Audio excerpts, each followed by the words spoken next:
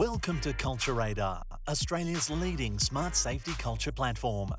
Do you want to transform your safety culture from your Achilles heel into your competitive edge? Stay tuned to find out how, as Dr. Garry Marling shines a light on important safety issues as he interviews globally recognised safety experts and talks about why an appropriate safety culture is vital to you and your organisation. Are you putting your people at the centre of safety? Find out now. Stacey, look, thanks very much for joining us for our Safety Culture Expert Series. I think this is the third that we have run now, and this is the first one we've done virtually because of COVID-19. So I hope all our technology is going to work that we set up, and let's just see how we go.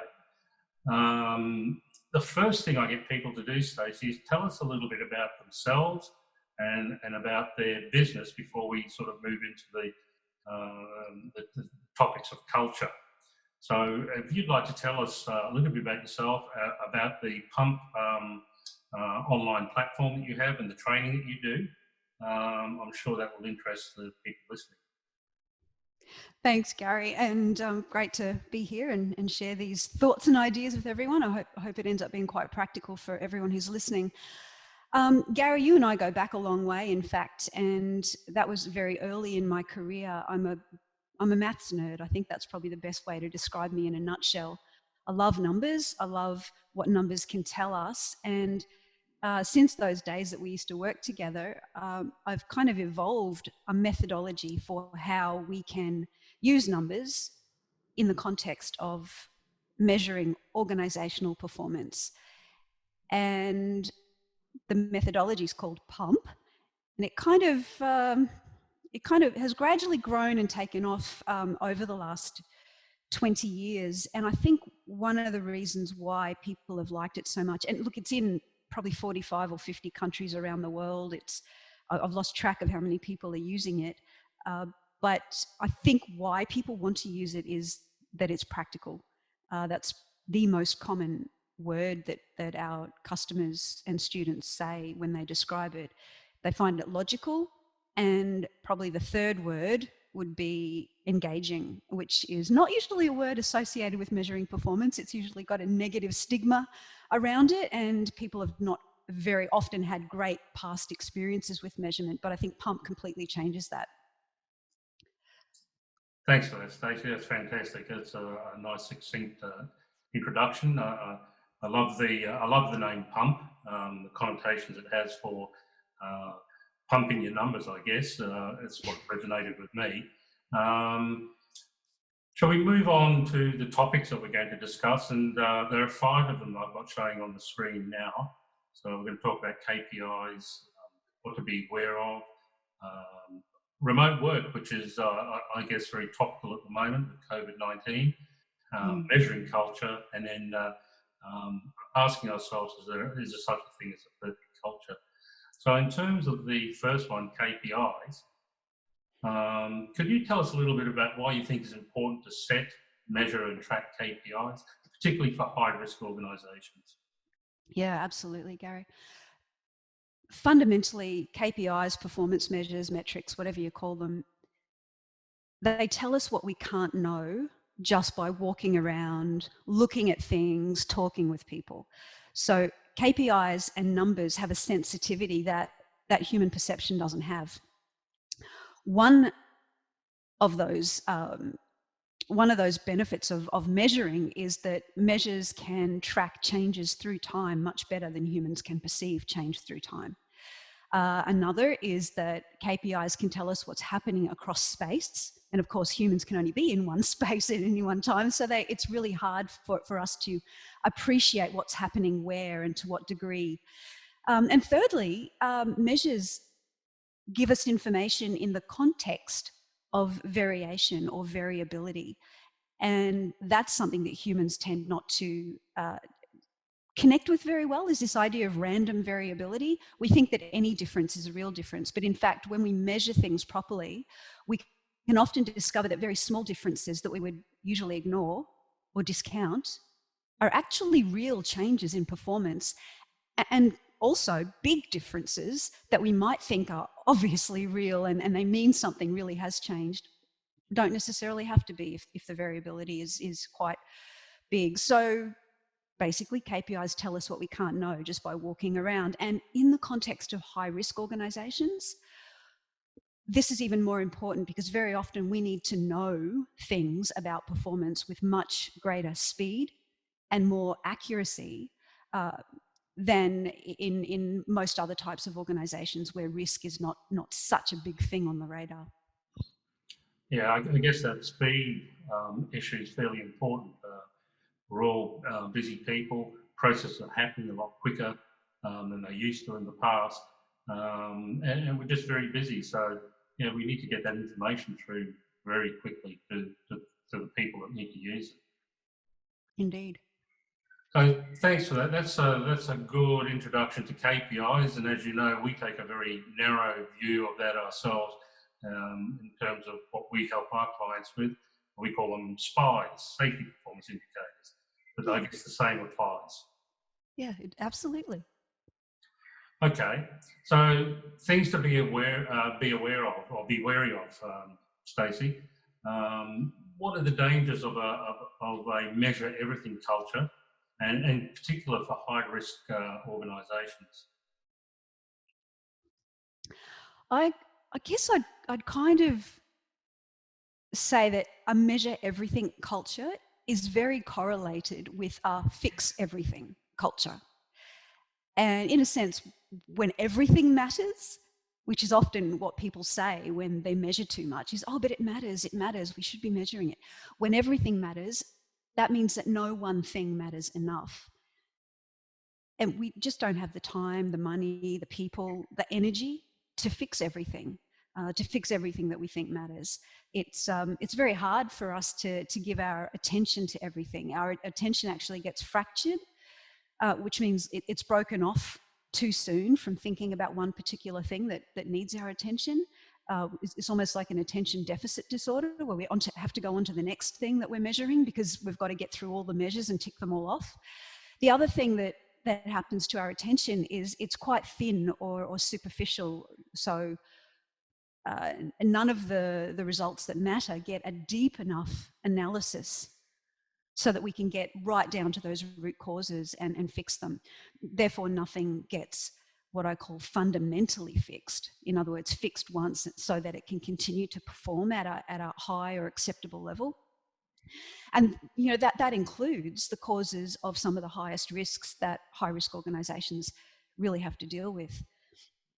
I think being ruthless about what is most important to improve is the way that we can avoid measuring too much or measuring everything. And that's really because what we measure is a direct consequence of the results that we say matter most, the results that we know we should improve, the results we know we can improve, influence in some way, and also the results that we will improve. In other words, we have the resources and we are prepared to invest those resources to fix those results. So high-risk organisations can be ruthless about the results that matter most now and just measure those results. Oh, that's great. Thanks for that, Stacey. So it's essentially taking I guess, a risk-based approach to what you manage, but also potentially taking a situational approach as well, because we live in a dynamic world and things change. So what matters now may not matter tomorrow or the next day, and we need to be aware of that. We do, Garry, and look, it's the same for organisations that we wouldn't necessarily put in the high risk category. This is why we have strategic planning and why we don't set a 50-year strategic plan and leave it at that and just go ahead and implement it for the next 50 years, because the world keeps changing. And if this era we're living in right now with COVID-19 is not teaching us that lesson, nothing will. That's absolutely right, yeah. So the next thing we wanted to talk about, speaking of COVID-19, is remote work and how leaders can engage teams with KPIs to ensure that their employees remain safe, productive and collaborative while working remotely. I might call your opinions in on this a little bit too, Garry, because I think there are three kind of generic ways that leaders can do this to engage their teams with KPIs. And the first one is probably to focus more so on the safety related KPIs that still apply right now with people working outside of their usual workplaces. And, you know, that's going to be organization specific. I think one could be stress. I'm not sure if that's really considered part of safety in every organization's definition, but certainly stress is something people are going through a lot right now. And that uncertainty is going to affect the way they work, the way they feel about work, and how productive they might be. I don't know, Garry, are there specific types of injury that people might still be facing when they're working remotely?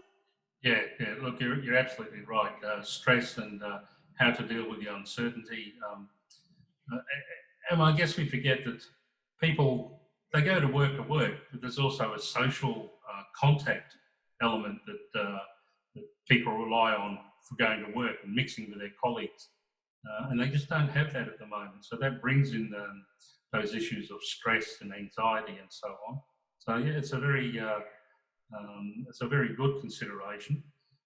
We just recently ran a survey on people working from home, and that certainly came through as one of the issues. Other things to consider, yeah, just because you're not working in the in your workplace, there are still things like is it safe to work in the area that you've selected to work from home or remotely? Have you done some form of inspection of your workplace that you'd normally expect in the workplace? Why haven't we done it at home? And again, it came through as a strong theme in our survey that a lot of people had just not considered, well, the people working from home, but also their management had not even considered that. If it's a workplace, it's a workplace, even if it's remote. So all the same issues to maintain a healthy work culture should apply. Absolutely. So thanks for helping me out with the examples, Garry. That's what I think we should be talking about with our teams is what are the specific safety risks that are relevant to all of us right now, to name them, to prioritize them, and then focus on the measurement of those if it's still necessary to measure them. Yeah. The second piece about being productive, I think, so that we don't add to the stress people are already feeling, it would be useful to help employees to work in teams, even online, and learn how to articulate their team results really tangibly and measurably, so that we can track and monitor productivity in a meaningful way that's based on the team achieving their agreed results, because it's too easy to default to those traditional individual measures of hours worked or widgets produced per hour. Those things are not helpful, they're not useful, they're not telling us much about real productivity, and that they would be putting extra stress and pressure on people to try and work really, really hard and really, really efficiently because they're getting measured by that, but they've got the kids at home and their spouse is at home, and they just don't have that little bubble of an environment where they're in 100% control of where their attention has to go in at any one moment. So I think a team approach to deciding and clearly articulating which results matter most for us to produce right now, and basing productivity decisions on the achievement of those results. Yeah, it's good. In fact, as you know, we're a very small team in Culture Radar, but we still maintain our work in progress meetings we have at the start of the week. We have a scrum meeting as well during the week where we measure our promises to each other, our productivity, and we can adjust accordingly. So just the fact that we're working not in the office, we're still collaborative from that point of view, make sure that we're meeting our objectives. That's it. And that, just like you've described, the use of measuring those things is to inform the discussions about what needs to be adjusted, what should happen next. It shouldn't be about you're not being productive enough. Yeah. Thirdly, about the collaboration side of this, if tracking and discussing and interpreting KPIs of any kind, not just the safety related ones or productivity related ones, but if there are other KPIs that are still on the radar, that are still relevant right now, then that really is going to be best handled by making it a team exercise, an online discussion, so that nobody feels like any individual KPI is a judgment on them personally.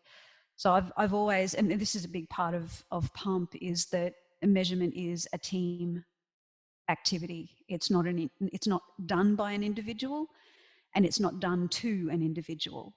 It's a tool in the hands of teams to make better decisions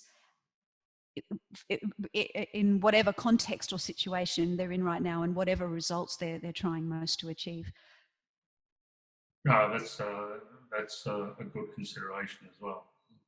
So you depersonalise the KPI, I guess, to a certain extent. Yeah, absolutely. It's actually critical to maintain that engagement and buy-in from people, whether or not they're working remotely, in fact. So, Stacey, we'll move on to looking at measuring culture. And I'd like to get your opinion about, we can look at observing behaviours, and we can look at culture from drawing out people's intrinsic opinions about the organisation and their own safety practices. Do you want to comment on what other issues we can consider in terms of measuring culture, or even the fact you think we can measure culture itself? I think absolutely we can include people's opinions in the measurement of culture, as well as the observation of behaviours. And that's generally because intangible concepts really require several types of measures, because a single measure is rarely enough evidence on its own. Terms that kind of describe this approach is like triangulation, where you need 3 points of data, I think, to figure out where you are in space. Well, sometimes we need 3 or more measures to really figure out where our culture is relative to where we want it to be. And culture, of course, has multiple facets to it, different pieces, I guess, that make up the whole concept of it. So a model really helps us when we're trying to deal with how to measure something as complex and intangible as culture. And I want to borrow from a model that a gentleman named Jack Phillips created some time ago, and has written a great book called How to Measure Training Results. So this model comes from training, but training itself has also been considered quite a tangible and difficult thing to measure. So I think it draws parallels to the culture measurement problem.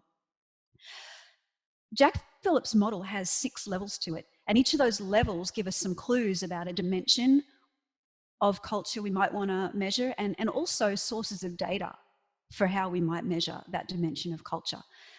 So would you like to go through the 6 levels with me? I think it'd be interesting to do that. Well, level 1 is generally about people's reactions or attitudes toward the thing. So in the context of safety, it would be, what are people's opinions about their safety in the organisation, or how safety is handled in the organisation. And an example of how that could be quantified is to have a survey, maybe with certain statements in it, where we ask employees to indicate their level of agreement with the statement. Do you feel safe when you come to work every day? Or, how much do you agree with that? So that's level 1. It's people's opinions, it's reactions, attitudes, that kind of thing. Level 2 measures of a safety culture will relate to the kind of learning or knowledge, I guess, that people might have. So it could be, how much do people know about safe work practices relative to what we think they really should know, or what they need to know for their job or for the kind of industry that our organisation's in. And those things will be very unique to the organisation based on its own safety goals and also its industry and all that kind of thing, its specific risks. So level 3 in this model would be the behaviours, safety-related behaviours, and would be trying to quantify how much the priority safety behaviours that we have as an organisation spelled out, how much they're practiced in the organisation by people. Level 4 is then about the business impact of all of the first 3 levels, really. And there we're thinking, how could we quantify how many safety incidents are happening, perhaps, but not only safety-related, like incident-related measures, but also unintended consequences of putting attention on safety. And that could be maybe cycle times for delivery slow down because people are having to put more time and attention on being safe in a way that that unfortunately slows things down. And maybe the safety management costs are higher as well. So the level 4 business impact is not just about measuring how safe is the workplace, it's also about and what are the consequences of how safe we've made the workplace. That then leads us into level 5, which is return on investment. Now, a lot of organizations won't get to level 4 measurement, let alone level 5, because the level 5 return on investment measurement takes a little bit more discipline and data gathering than many organizations are either prepared to do or have the capacity to do. But this is really about comparing the return that we're getting from a better safety culture, like the savings in incidents that are no longer happening, fewer, the cost of claims, fewer or lower costs of claims, maybe even insurance premiums come down. I don't know, there could be a whole lot of savings related to a safer workplace. But how does that compare to the costs that we've had to invest to reduce incidents and the incident rate and severity of safety in our organisation? And that's the cost of culture change initiatives, but also the cost of the unintended consequences that we talked about in level 4. And finally, level 6, I know this is a lot, it's quite a complex model, but it's just such a worthwhile way to measure all those dimensions of culture that matter. Level 6 is about the intangible benefits, and I kind of call this the spin-off benefits of doing safety really well. So if you've done measurement from level 1 through to level 5 and you've improved those measures, in other words, you've got a much stronger safety culture, then the intangible benefits of that are still extra value. And the spin-offs might be because of your great safety culture and reputation in your industry, you've got higher customer loyalty. They feel better working with you as opposed to a competitor. Maybe you've got greater employee engagement. So they're not things that are specifically safety related, but they're spin-off benefits from having a strong safety culture. So it was level 1 reactions or attitudes, level 2 knowledge, level 3 behaviours, level 4 business impact, level 5 return on investment, and level 6 intangible or spin-off benefits. And I reckon measuring all of those would be a really complete way to get information about your safety culture and to pinpoint what you need to do next to improve it. Stacey, that's a great model to use. It comes outside of the safety domain. You brought the training domain, but still just as applicable. A couple of things resonated really well with me there. There is no one number for measuring culture. A lot of clients ask for a number out of 5, and it's got to be better than last year's one to say that their safety culture's improved. We strongly coach them around that mentality and saying that's not the case. Culture's a little bit more complex than that. The other thing that resonated well with me was the trade-offs, understanding that we have to make trade-offs in terms of managing productivity and safety. And the last one, I guess the word that came to mind was serendipity. What are the serendipitous things that pop out of having a good safety culture? They're the things that I was thinking of as you were walking us through that model. Thank you. Oh, they're excellent observations, actually. I think it's that's the power of having a model that has already been proven in another context, like training.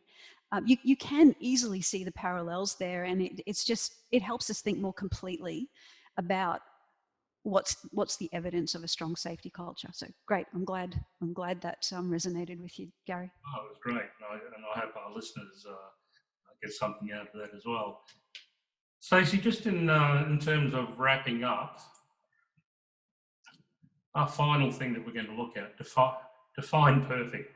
Does the perfect culture exist? What do you think about that? I've got a bee in my bonnet about the word perfect. I don't think anything perfect exists at all. And I actually think the pursuit of perfection is a waste of time.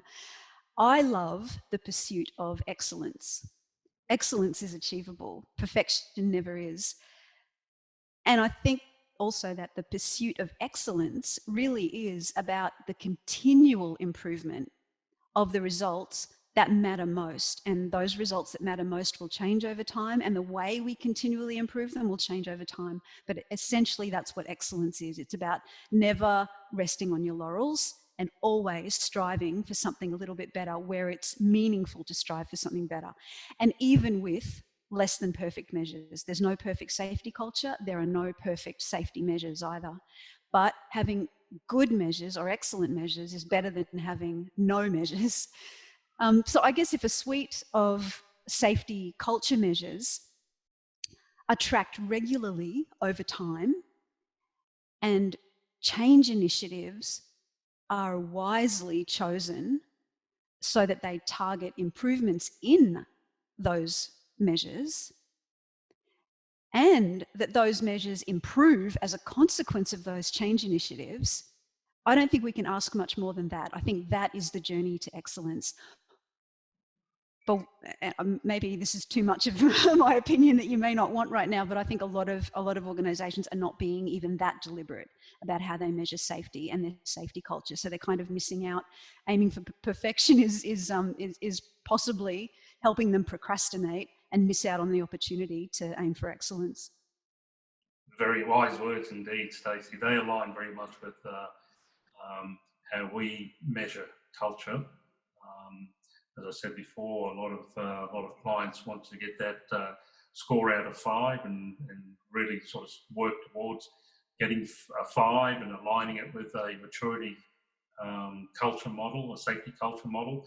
But it's all about, as you say, well, we call it striving for good practice, not even excellence. And what is good practice for you may be entirely different for someone else because of the nature and scope of your business, your business objectives, your safety objectives. But what you need to do is shape. We talk about shaping and integrating the culture to match those. So I think what you've spoken about aligns very well with our thinking as well. Oh, nice. Look, Stacey, that's covered all the issues that we wanted to. So thank you very much for your time. It's been quite a while since we've seen each other face to face, but we do keep in touch in other ways, and we certainly appreciate you being one of the collaborators as we try and move our business forward. So once again, thank you very much. Well, thanks for the opportunity, and thoroughly enjoy collaborating with you, Garry. Great, thanks, Stacey.